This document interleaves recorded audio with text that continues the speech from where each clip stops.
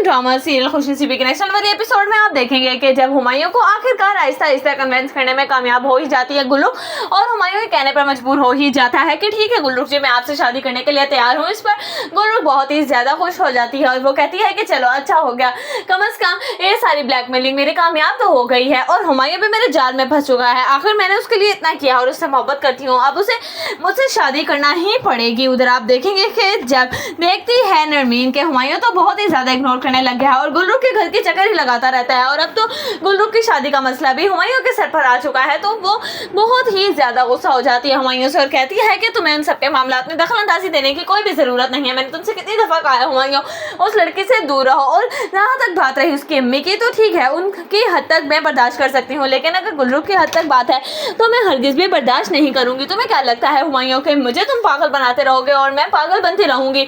अगर तो तुमने भी मेरे साथ वही सब किया जो निहाल माहीन के साथ कर रहा है, तो याद रखना कि मैं माहीन नहीं, मैं नरमीन हूँ। मैं तुम्हारा वो असर करूंगी कि तुम सारी जिंदगी याद रखोगे। इस पर हुमायूं एकदम से परेशान हो जाता है और कहता है नरमीन से कि नरमीन आपको क्या हो गया है?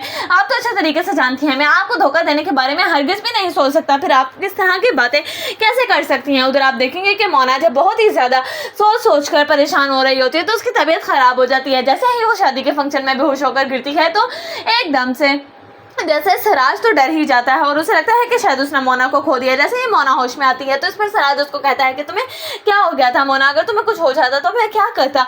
मेरी तो बनी बनाई जिंदगी ही उजड़ गई है। इस पर कहती है मोना कि नहीं, मुझे लगता है कि शायद निहाल हमारे पैसे लेकर भाग चुका है, बस इसी की टेंशन है मुझे, जो अंदर ही अंदर खाई चले जा रही है। मैं नहीं जानती हूँ कि आखिर अब क्या होगा, निहाल को इतना गिर सकता है मैंने कभी सोचा भी नहीं था। उधर आप देखेंगे कि जब ईमान अपने वलीमे के इवेंट वाले दिन होकर वहां पर पहुंचती है तो इस पर ईमान की सास जब उसे थोड़ी सी कोई बातें समझाने लगती हैं तो फौरन से वहां पर तलहा आ जाता है और वो कहता है कि मुझे नहीं लगता कि आपको ईमान को कुछ भी समझाने की जरूरत है, क्योंकि समझाता वही है जिसको पहले से ही कुछ मेरे बारे में पता हो। इसीलिए बेहतर ये होगा कि आप मेरे और ईमान के मामला से